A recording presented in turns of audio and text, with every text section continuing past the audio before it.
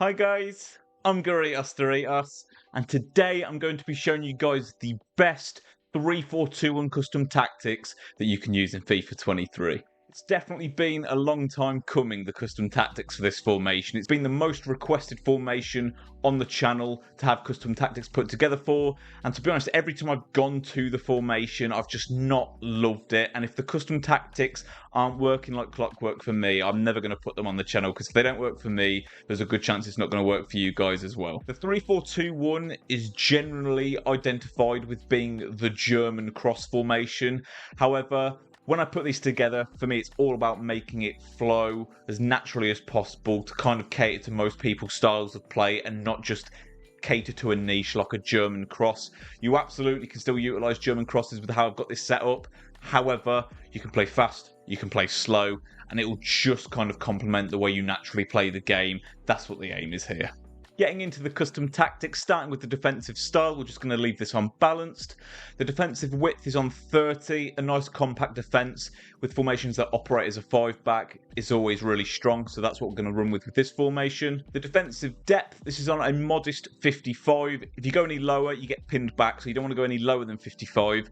However, with the higher depths like 60, 71, 72, it just doesn't work. You get too exposed. It's quite an aggressive shape, this formation, so 55 is a good spot to still be able to press but not be too exposed. The build-up play is just on balanced, chance creation on the meta direct passing.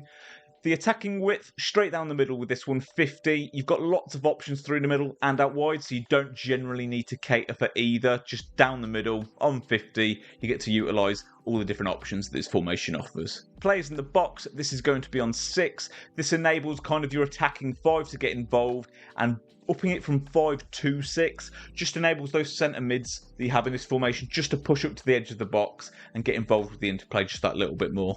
Corners and free kicks, I personally just leave this on 1, but by all means just run with whatever you guys find preferable for this part. Moving on into the player instructions, we'll start with the striker and work our way down. In fact, saying start with the striker, we'll actually start with the front 3 because they're all going to be on the same instruction, and that is stay central. We're not going to assign anything onto the attacking run type or the defensive support. We're going to leave all that on the default.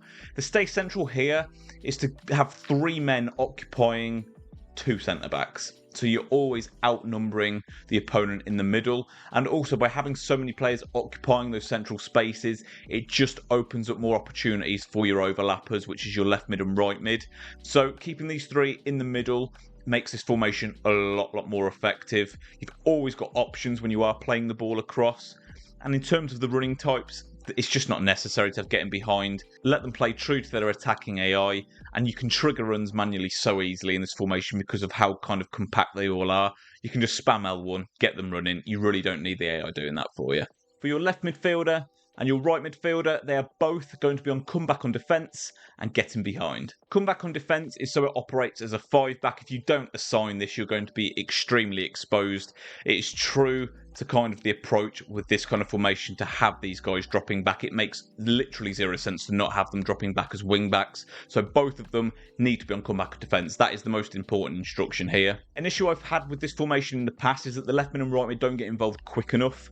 And the problem with that is that by the time you've got them involved, your opponents sort of drop back and set up shop and you've got nowhere to go. So I don't tend to use the getting behind instruction often. However, it's absolutely vital, I found, in this setup for this formation to actually work as effectively as possible. You need these guys getting on the offense as soon as you turn the possession over, because they naturally sit quite deep. They really do operate like wing backs and not left and right mids. So getting behind just ensures as soon as you turn that possession over, they're bombing forward, you've got an option out wide, because often you don't if you don't have this instruction sign. So getting behind is vital. Once you have got that getting behind instruction on, you'll notice them bombing really tight to the byline. With that, you can work the ball inside for things such as travellas. You can stick to the outside and then work the ball into the box, because you've got 3 guys minimum in the box, don't forget, because all 3 of these are on stay central. So you're really kind of giving your opponent a 50-50 of, look, you can follow me down the wing, but I'm going to cut inside. But if then you can threaten to cut inside, but then you can take it down the wing. You know, you always isolate their wing backs with your left mid, and then you'll sort of centre forward off to the side. So you're always going to get them in 2-on-1 scenarios here. And having the left mid and right mid on getting behind is vital to ensure they are there in the attack as a support as soon as possible. Both of your centre midfielders are going to be on stay back while attacking and cover centre. Quite a straightforward instruction here. We don't want to go too full on in the attack, but we did up the players in the box to 6, and that naturally pushes your 2 centre mids forward enough so that they're there as an option in the interplay when you're on the attack. You generally find they sit sort of around the edge of the box. However, with that stay back while attacking, they naturally just retreat better on the defence. They're there, they're putting in tackles, generally in the middle of the park with the cover as centre instruction. They're just helping turn over possession and then distributing that ball out to your front 5 as soon as possible. Next, we'll talk about the types of players that are best to use to get the most out of the formation. With the nature of this kind of setup, there is a certain approach that gets more out of the formation with where you need the defensive capabilities and what sort of players you need where. So this isn't throw anybody in and it'll work. You definitely need certain types of players here. So we'll start with the striker. For this formation, I used Cruyff. Having someone like Cruyff with the 5-star capabilities, the perfect high-low work rates, it just really helps manoeuvre in those tight spaces when they are in the box, because most of the time when you get the ball with this player, it is going to be literally in that back end of the final third. So it's really important they're as capable as possible.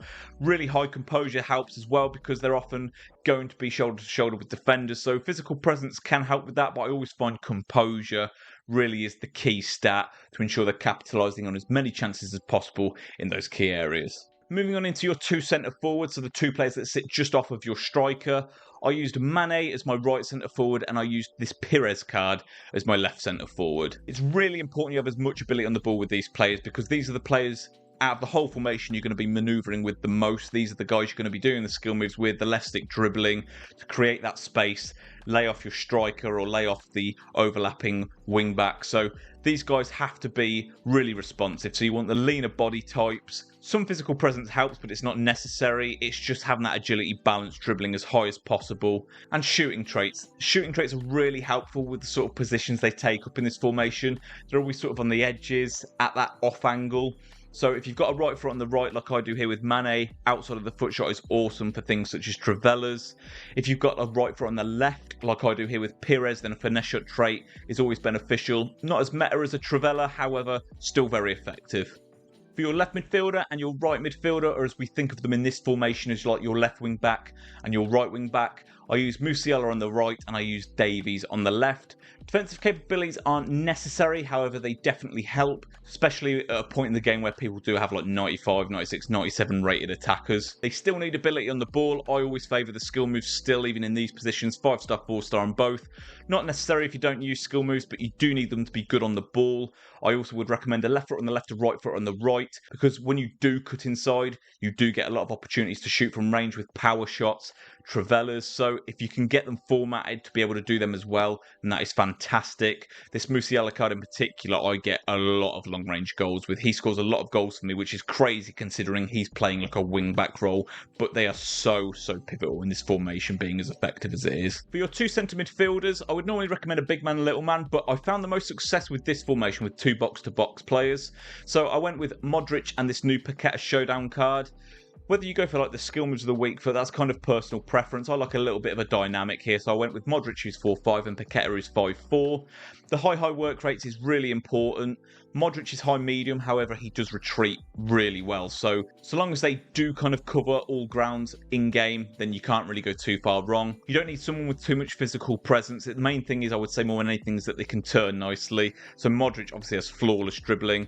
Paqueta, he hasn't got the highest agility and balance, but he's so good on the ball that for me on the attack, it's invaluable having someone that I can manoeuvre with from such a deep position. So as rounded as possible, box-to-box-esque players, that's what's going to serve you best in this formation. For your 3 centre-backs, I personally use Team of the Season Schlotterbeck, this World Cup Van Dijk card, who I'll soon be upgrading to the Team of the Year, because this one's crazy, so I can't imagine what the Team of the Year is like. And I also use this Meunier moved into the centre-back position. I found for a 3-back like this one that's very attacking in its nature, having 3 guys that were kind of bigger in their stature really helped. It almost felt like they were covering more ground. So I've got here Schlotterbeck at 6'3", Van Dijk at 6'4", Meunier at 6'3". Maybe that's in my head, but it did just feel like it was helping. 3, fast, strong, lengthy, and as always, as high caliber as possible. Always put your best centre-back in the middle as well. So in my case, that is Van Dijk. They will generally be the person that is the aggressor, but also they're just the person that, if the person on the left messes up, they're there to cover. If the person on the right messes up, they're there to cover. So fast, strong, lengthy, tall frame, as high caliber as possible. That's what's going to serve you best in this formation. As for your goalkeeper, I don't personally like this Alisson too much, but he's there for Kem. But for your keeper, always go with whoever works. I really appreciate your patience on this one, guys, because I know you've been requesting it for a long time. It's not a formation I've ever really got along with. Until now, this is my go-to at the minute. I'm loving these custom tactics. It plays so nicely in game, and I'm just finally glad I can enjoy this formation for what it is. And hopefully for you guys, if you have been struggling with it also, hopefully you can enjoy it now too. If you did enjoy the Custom Tactics video, guys, I'll link our Custom Tactics playlist in the description below if there's any others that you want to check out. If you did make it this far in the video though, guys, as always, I really appreciate your time. If you did enjoy it, please subscribe to the channel if you haven't already and turn your bell on. Take care, guys.